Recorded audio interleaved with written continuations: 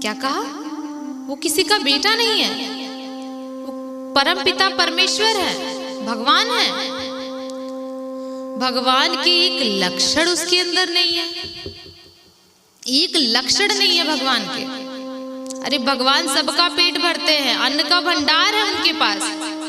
जिसके खुद के पास अन्न का भंडार है वो कभी भूख से तड़प सकता है? मैंने अपने बेटे को भूख से तड़पते हुए देखता, बिलखते हुए देखता, रोते हुए देखा है। वो जब तक रोता था जब तक उसे यशोदा अपनी गोद में बैठा करके भोजन न कराए। तुम कहते वो भगवान है? अरे भगवान कहते सत्य की राह पर चलो। मेरा बेटा बात बात पे झूठ बोलता है, चोरी करता है, तुम कहते वो भगवान है?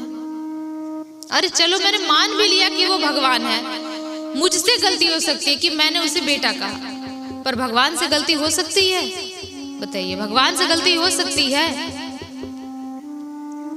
नंद बाबा कहे उसने मुझे बाबा कहा है, उसने मुझे कितनी हजारों बार बाबा कहा, यशोदा माता को मैया कहा है। गोपिया एक बार कहती थी कि नंद बाबा गोरे, यशोदा मैया गोरी, बलदाओ भैया गोरे, गोरे तू काला कलूटा, तू उनका बेटा नहीं है।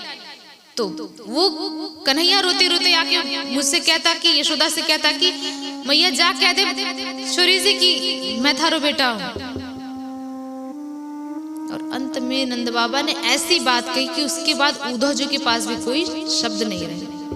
नंद बाबा कहते चलो मान लिया कि वो भगवान है, वो परमपिता परमेश्वर है। तुम्हें लगता है कि तुम्हारी ये कहना मेरी विरह वेदना को कम कर सकता है?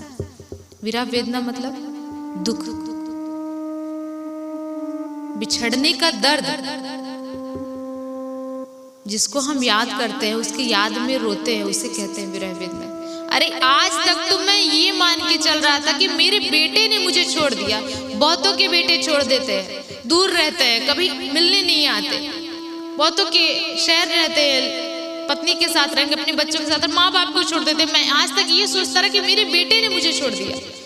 आज तुमने कह दिया कि मैं भगवान के भरोसे रह रहा था, आज तुमने कह दिया तुम्हारी बात के अनुसार मेरा घर भगवान छोड़कर चले गए।